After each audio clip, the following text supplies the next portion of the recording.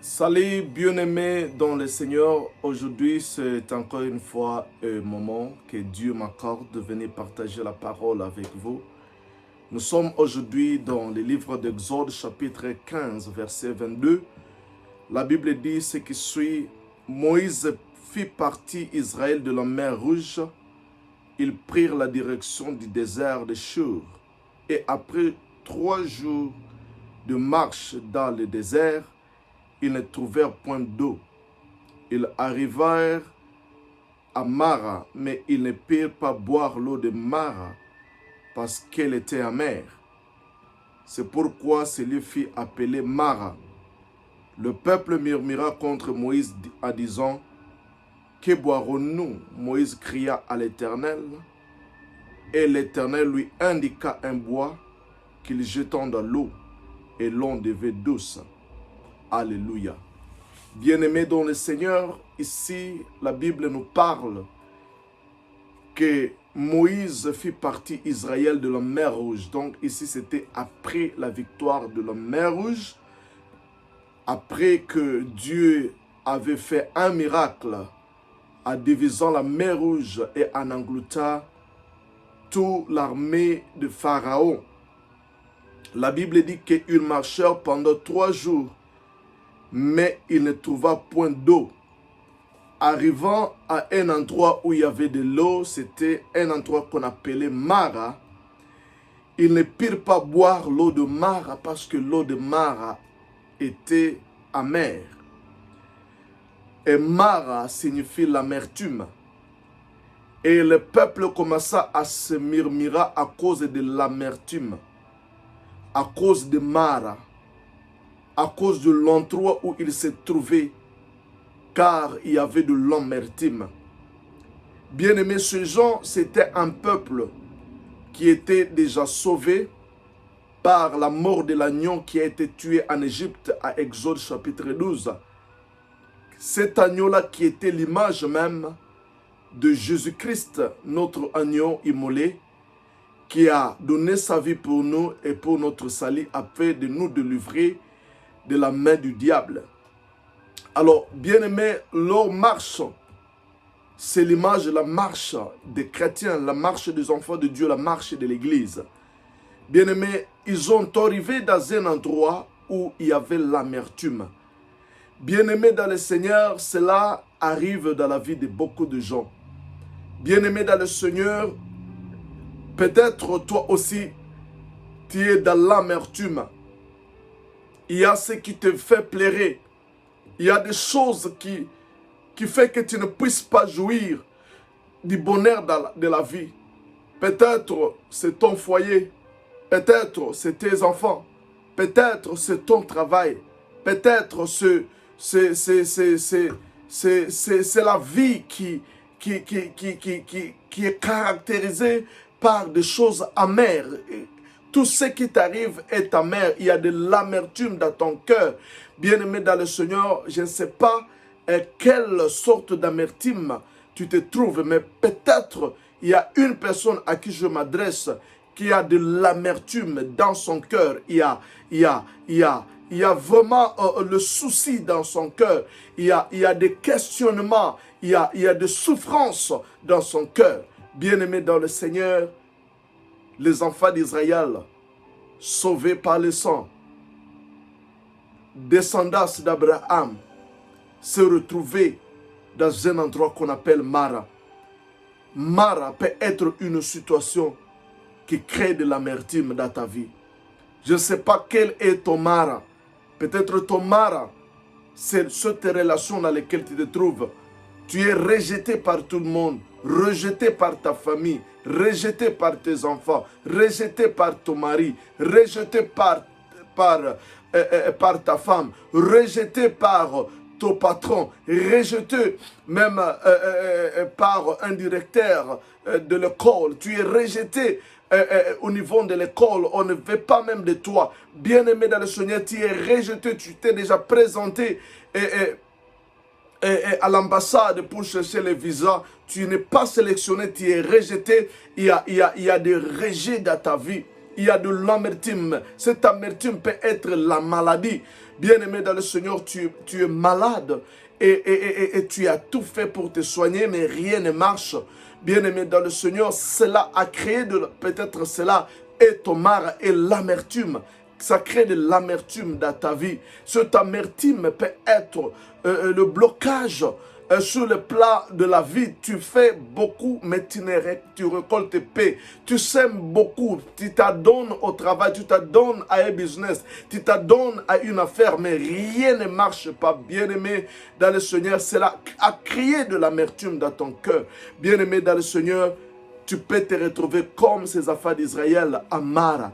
Cela ne veut pas dire que tu n'es pas chrétien. Cela ne veut pas dire que tu n'es pas enfant de Dieu. Bien-aimé dans le Seigneur, les enfants d'Israël se retrouvaient là. Quoiqu'ils étaient les enfants de l'Alliance, mais ils se sont retrouvés à un endroit où c'était Mara, c'était amer. Ils étaient dans l'amertume, bien-aimés. Alors, bien-aimés, dans leur situation de l'amertume, ils ont crié au prophète, ils ont crié à Moïse. Et Moïse est allé devant l'Éternel et l'Éternel lui a indiqué un bois. Et il lui a demandé de couper ce bois et qu'il jette ce bois dans l'eau de Mara et l'eau sera douce. Bien-aimé dans le Seigneur, Moïse a coupé le bois et il a jeté dans les eaux de Mara. Et la Bible dit que les eaux de Mara a changé de goût. Bien-aimé dans le Seigneur, ce qui était amer est devenu douce. Bien-aimé dans le Seigneur, il y a un bois que moi aussi je viens t'indiquer aujourd'hui. Si tu le jettes dans ton amertume, si tu le jettes dans cette situation qui crée de l'amertume dans ton cœur, si tu le jettes dans cette affaire qui crée de l'amertume, dans ces foyers qui crée de l'amertume, dans cette relation qui crée de l'amertume, dans cette maladie qui crée de l'amertume, bien-aimé dans le Seigneur, c'est là, ce bois-là va changer la douceur, va changer le goût, bien-aimé dans le Seigneur. Et ce bois-là n'est pas autre, bien-aimé, le bois que Moïse avait jeté dans la mer, dans les eaux de Mara. Premièrement, retenez une chose, que ce bois-là était innocent. Ce bois n'a rien fait, mais cela a été coupé. Ce bois s'est retrouvé être retraché de la vie. Bien-aimé, ce bois s'est retrouvé mis à mort. Parce que quand on coupe un arbre, c'est-à-dire on tue un arbre, cet arbre était innocent, ce bois s'est vu être mis à mort à cause d'une autre personne. Parce qu'il y avait des gens qui avaient besoin de la solution. Cet arbre a été tué, a été coupé pour la solution d'une autre personne. Cet arbre a donné sa vie pour une autre personne. Et ils ont jeté ce bois-là dans l'eau de Mara. Et ce bois-là a changé la vie de Mara, a changé la situation de Mara, a rendu Mara douce, a changé l'amertume à douceur, a changé le goût des eaux de Mara. Bien-aimés dans le Seigneur, aujourd'hui prophétiquement, nous avons aussi notre bois. Si tu lis dans Luc chapitre 23, je passe, verset 31, qu'est-ce que la Bible dit? Luc chapitre 23, verset 31. Jésus dira ceci, car s'il offert ces choses au bois vert, qu'arrivera-t-il au bois sec?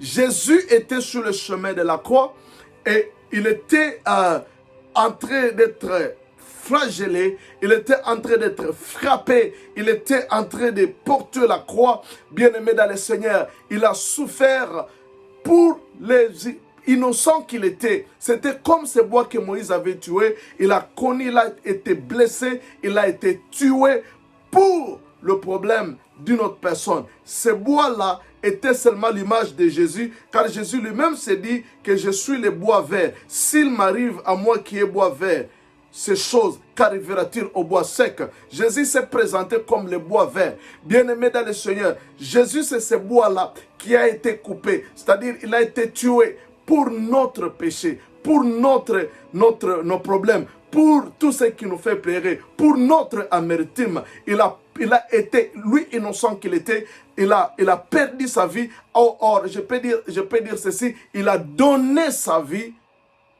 pour nous. Alors, Moïse a pris l'arbre et il l'a jeté dans la mer. Je ne peux pas développer l'image de Moïse. Moïse, c'est la loi. Mais je ne vais pas entrer là-bas pour ne pas vous perdre parce que je n'ai pas de temps.